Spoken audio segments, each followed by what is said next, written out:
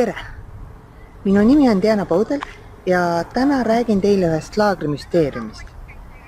Ehk siis, miks on nii, et hoolimata sellest, mitu klassi avatakse laagrikoolis, 3, 4 või 5, on alati olukord, et lapsi on rohkem kui koolikohti. Ometigi kirjeldab igal aastal koolikohtade vajadust see graafik siin. Ehk siis, sellel ja järgmisel aastal on rohkem lapsi ja siis peaks piirkonnas laste arv vähenema.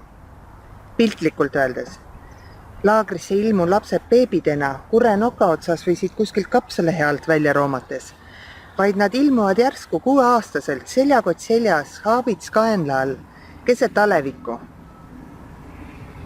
Aga tegu ei ole salatoimikute uue hooajaga, vaid mõistatuse lahendab tegelikult piirkonna kaart.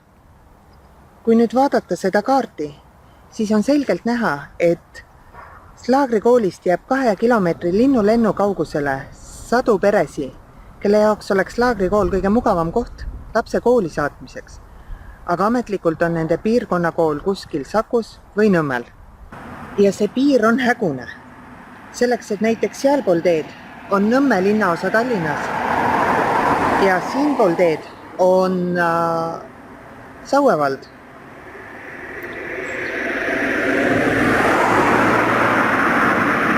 Ja asja ei tee lihtsamaks ka kinnisvaramaaklerid, kes panevad kuulutusi üles müües Nõmme linnaosas Veskimõldres maja ja kirjutades sinna, et lähedal on kool, lasteaed ja kõik muu. Ja nii kolibki noor pere siia sisse, arvates, et lasteaed juba paistab ja kool on kiviviske kaugusel. Ning alles mõnda aega siin elades taipavad nad, et tegelikult see nii ei ole, sest nad elavad vales omavalitsuses. Ja kuigi kogukonna tundel on see suurepärane, kui uued elanikud kähku vanade elanikega üle tee tuttavaks saavad ja sõpradeks, et küsida sissekirjutust. Sest omavalitsuse jaoks muudab see asja planeerimise väga keeruliseks, sest kuidas sa võtad vastu otsuse, jah, ehitame uue koolimaja, kui kõik graafikud näitavad, et paari aasta pärast on lapsi nii vähe, et seda koolimaja ei ole vaja.